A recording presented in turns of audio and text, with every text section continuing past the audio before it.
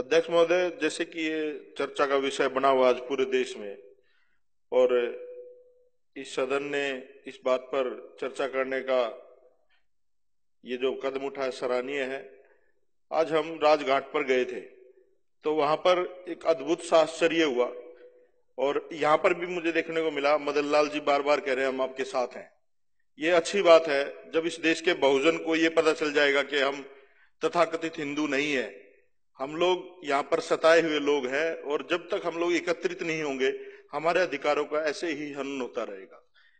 इस देश में जब जब जरूरत पड़ी, अगर देश को चरित्र की जरूरत पड़ी, रामायण की जरूरत पड़ी, भगवान वाल्मीकि से लिखवा ली, और महाभारत की जरूरत पड़ी तो वेद व्यास से लिखवा ली। और जब इस देश में अच्छे अच्छे स्कॉलर थे, बहुत सारे लोग थे, कुछ लोग कहते हैं बाबा साहब ने कॉपी करके लिख दिया संविधान, वो लोग भी लिख सकते थे, लेकिन एक दलित से ही क्यों लिखवाया गया? हमारी काबिलियत की अगर बात करें तो उसमें कोई अतिशयोक्ति नहीं होगी। इस देश में हमारे एकलव्य भी हुए हैं, शंभुक ऋषि भी हुए हैं, लेकिन हमेशा षड्यंत्रों के माध्यम से उन लोगों का संहार किया गया है। और ये सदन आज इस महत्वपूर्ण विषय पर चर्चा कर रहा है। 75% जो मामले हैं देश में, जो एट्रोसिटी के दर्ज हुए, वो खारिज कर दिए गए। कुछ न कुछ तो गड़बड़ है। 15% ऐसे मामले हैं जिनमें उनको बिल्कुल ही खत्म कर दिया गया, और 10% मामलों में कार्रवाई चल रही है। और अध्यक्ष साहब, सबसे बड़ा सबूत मैं हूं आपके पास सामने। मैं जब मंत्री था मैंने एक मुकदमा दर्ज करवाया था, कपिल गुप्ता एक एक्शन होता था एमसीडी में, और वो अधिकारी, हमने कहा कि भाई सफाई व्यवस्था ठीक नहीं है विधानसभा में, आप सफाई व्यवस्था ठीक से करिए।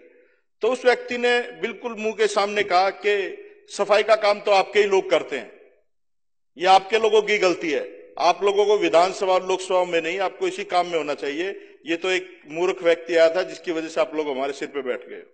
और मैं तो सैल्यूट करता हूं जो सावित्रीबाई फुले जो एमपी है बीजेपी की, उन्होंने इस्तीफा दिया बीजेपी से और इन लोगों को चेताया है। मुझे ऐसा लगता है अध्यक्ष साहब, ये जो आरएसएस है, ये एक तरह से जैसे आतंकवादी संगठन होते हैं, उनका एक टारगेट होता है। उनका जैसे लादेन अमेरिका में एक हेलीकॉप्टर में पायलट बिठा करके एक बिल्डिंग में घुसा देता, उन्हें कोई मृत्यु का भय नहीं था, कुछ नहीं था, उन लोगों का एक टारगेट था।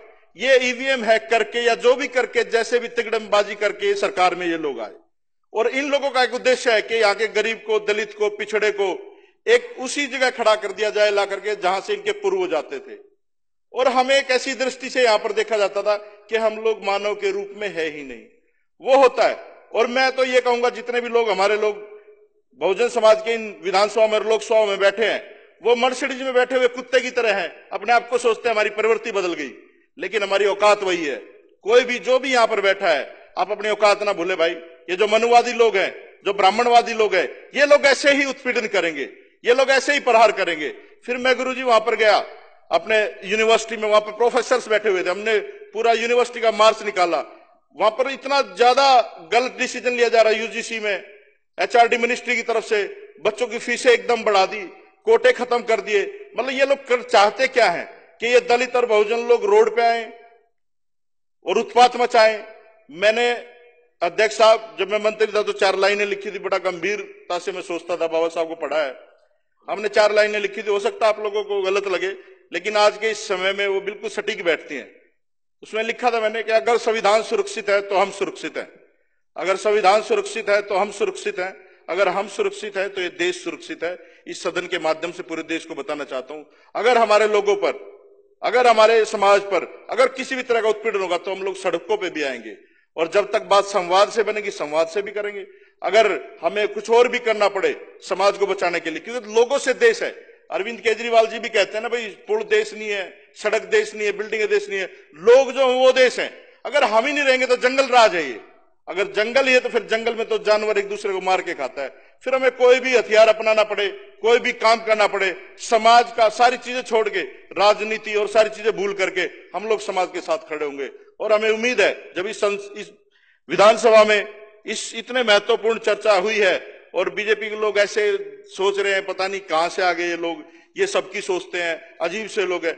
ये मैं बताना चाहता हूं आपको, ये जो पार्टी है और ये जो यहाँ पर विधानसभा है, ये अजीब से ही लोगों की है, पता ही नहीं कौन कहां से आ गया। तो ये मिक्सअप है, धर्मनिरपेक्ष, जातिवाद, इन चीजों में विश्वास नहीं रखती है, ये देश को आगे बढ़ाने में विश्वास रखती है, और हम लोग उसी के लिए काम कर रहे हैं।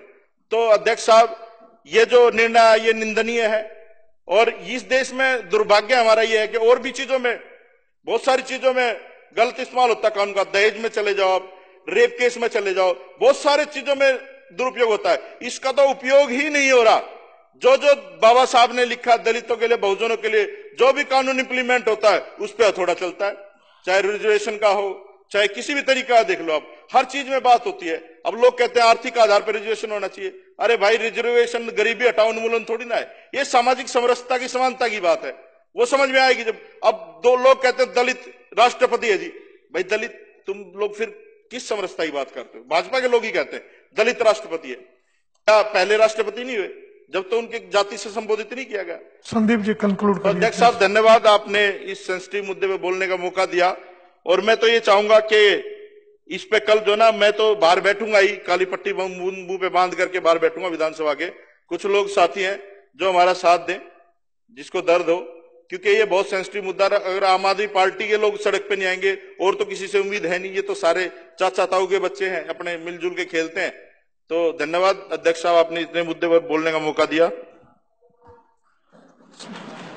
श्री विशेष रवि।